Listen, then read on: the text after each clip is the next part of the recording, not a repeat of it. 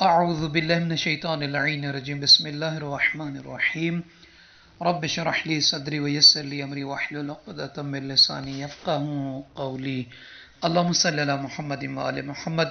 سامعین عزیز مومنین مومنات، سرکار امام زین العابدین سید الساجدین فرزند امام حسین علی ابن الحسین علیہ السلام کا ایک وظیفہ، ایک عمل جو مولا نے ایک شخص کو جو کسی کے دروازے پر بیٹھا ہوا تھا بتایا تھا، انشاءاللہ تعالی آپ مومنین کو وہ بتائیں گے.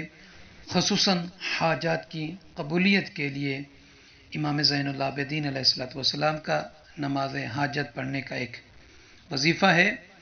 دعوات روندی سے نقل کیا گیا ہے کہ ایک دن امام زین العابدین علیہ السلام کسی شخص کے پاس سے گزرے جو ایک گھر کے دروازے پر بیٹھا ہوا تھا. تو امام علیہ السلام نے اس سے پوچھا کہ اس ظالم و جابر کے دروازے پر کیوں بیٹھے ہو؟ جب اس نے امام علیہ السلام سے یہ سنا تو اس نے کہا، مولا مجھے ایک سخت ضرورت پیش ہے. تو امام علیہ السلام نے فرمایا، اٹھو، میں تمہیں ایک ایسا دروازہ بتاتا ہوں جو تمہارے لیے ستم گر کے دروازے سے کہیں بہتر ہے. پس آپ علیہ السلام نے اس بندے کا ہاتھ پکڑا، اسے مسجد نبوی کے دروازے پر لے آئے. تو سامعین عزیز، یہاں پہ وہ عمل کا طریقہ بھی آپ یاد کر لیجئے گا. اب امام علیہ السلام نے اسے فرمایا، یہاں قبلہ رخ ہو کر 2 رکعت نماز پڑھو. یعنی اگر کسی کو کوئی حاجت ہے، باوضو ہو کر قبلہ رخ بیٹھ کر 2 رکعت نماز کی نیت کرے، یعنی 2 رکعت نماز قضاء حاجات کی نیت سے پڑھتا ہوں قربتاً الی اللہ. پہلی رکعت میں، دوسری رکعت میں الحمد کے بعد کوئی بھی صورت ہو وہ پڑھ کر آپ نے اس عمل کو کرنا ہے.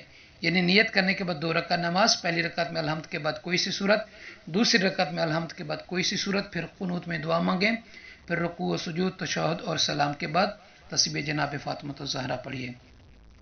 اب امام علیہ السلام نے اسے جب فرمایا کہ 2 رکعت نماز پڑھو بالکل فجر کی طرح، تو پھر امام علیہ السلام فرماتے ہیں کہ اللہ کی حمد و ثنا یعنی تعریف کرو اور حضرت رسول اکرم صلی اللہ علیہ وآلہ وسلم پر درود بھیجو.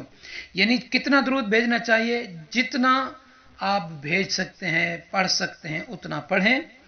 اور درود پڑھنے کے بعد امام علیہ السلام فرماتے ہیں کہ اس کے بعد سورہ حشر کی آخری آیت پڑھو.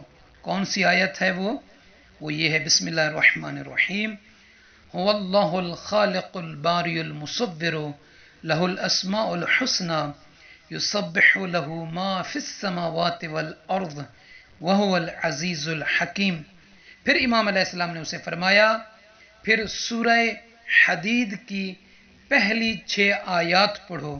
وہ کون سی ہیں؟ وہ یہ ہیں، بسم اللہ الرحمن الرحیم، سبح للہ ما فی السماوات والارض وهو العزیز الحکیم له ملک السماوات والارض یحیی ویمیت وهو على كل شیء قدیر هو الاول والآخر والظاہر والباطن وهو بكل شيء علیم هو الذي خلق السماوات والأرض في 6 أيام ثم استوى على العرش يعلم ما يلج في الأرض وما يخرج منها وما ينزل من السماء وما يعرج فيها وهو معكم أينما كنتم والله بما تعملون بصير له ملك السماوات والأرض وإلى الله ترجع الأمور يولج الليل في النهار ويولج النهار في الليل